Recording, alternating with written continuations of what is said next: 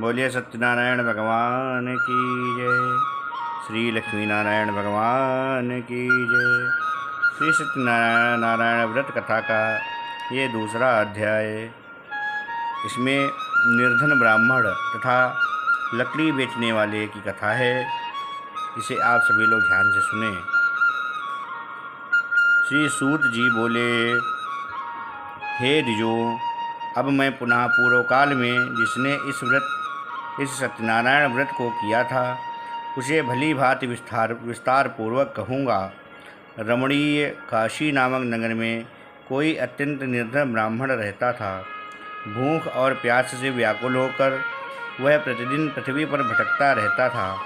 ब्राह्मण प्रिय भगवान ने उस दुखी ब्राह्मण को देखकर वृद्ध ब्राह्मण का रूप धारण करके उस दृश्य आदरपूर्वक पूछा, हे विप्र, प्रतिदिन अत्यंत दुखी होकर तुम किस लिए पृथ्वी पर भ्रमण करते रहते हो? हे द्विश्रेष्ठ, यह सब बताओ, मैं सुनना चाहता हूँ। ब्राह्मण उवाच। ब्राह्मण बोला, हे प्रभो, मैं अत्यंत दरिद्र ब्राह्मण हूँ और भिक्षा के लिए ही पृथ्वी पर घूमा करता हूँ। यदि मेरी इस दरिद्रता को दूर करने का आप कुछ उपाय जानते हो तो कृपया पूर्वक बतलाइए। वृद्ध ब्राह्मण ने कहा, हे ब्राह्मण देव, सत्यनारायण भगवान विष्णु अभिष्ट सिद्धि फल को देने वाले हैं। हे विप्र, तुम उनका उत्तम व्रत एवं पूजन करो, जिसे करने से मनुष्य सब दुखों से मुक्त हो जाता है। और व्रत के विधान को भी ब्राह्मण से यत्नपूर्वक कहकर वृद्ध ब्राह्मण रूपधारी भगवान सत्यनारायण वहीं पर अंतर्ध्यान हो गए। वृद्ध ब्राह्मण ने जैसा कहा है उस व्रत को अच्छी प्रकार से वैसे ही करूँगा। यह सोचते हुए उस ब्राह्मण को रात में नींद नहीं आई। तदंतर प्रातःकाल उठकर सत्यनारायण का व्रत करूँगा ऐसा संकल्प करके वह ब्राह्मण भिक्षा के लिए चल पड़ा। उस दिन ही ब्राह्मण को भिक्षा में बहुत सा धन प्राप्त हुआ। उसी धन से उसने बंधु बांधवों के साथ भगवान श्री सत्यनारायण का व्रत किया।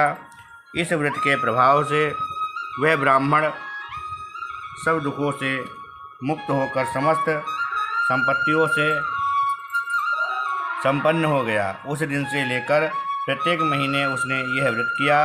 इस प्रकार भगवान सत्यनारायण के इस व्रत को करके वह श्रेष्ठ ब्राह्मण सब पापों से मुक्त हो गया और उसने दुर्लभ मोक्ष पद को प्राप्त किया। हे विप्र, पृथ्वी पर जब भी कोई मनुष्य श्री सत्यनारायण का व्रत करेगा उसी समय उसके समस्त दुख नष्ट हो जाएंगे। हे ब्राह्मणों, इस प्रकार भगवान सत्यनारायण ने महात्मा नारद जी से जो कुछ कहा मैंने वह सब आप लोगों से कह दिया। आगे अब और क्या कहूँ। ऋषियों ने कहा, हे मुनि, इस पृथ्वी पर उस ब्राह्मण से सुने हुए इस व्रत को किसने किया?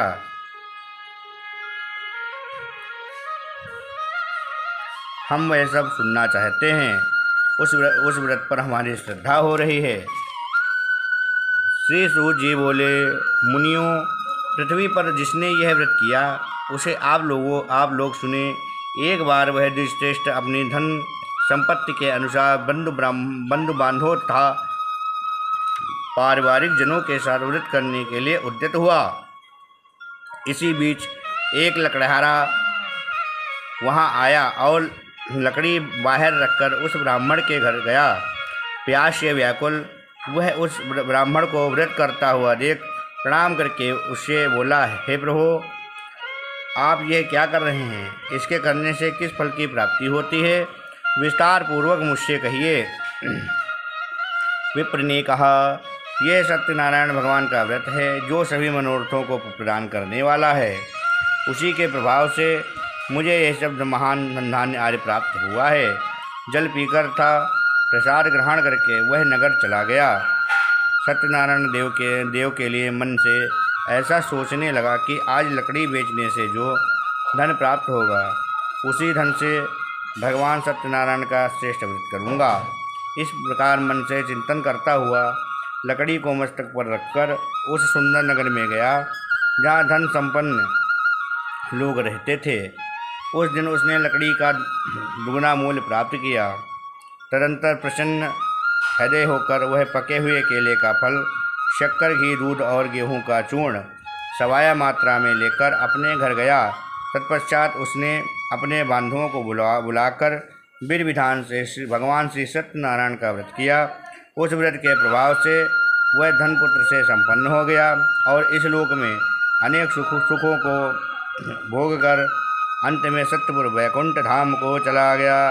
इस प्रकार श्री स्कंद पुराण के अंतर्गत रेवा खंड में श्री सत्यनारायण व्रत कथा का यह दूसरा अध्याय पूरा हुआ। बोले सत्यनारायण भगवान की जय। लक्ष्मी नारायण भगवान की जय।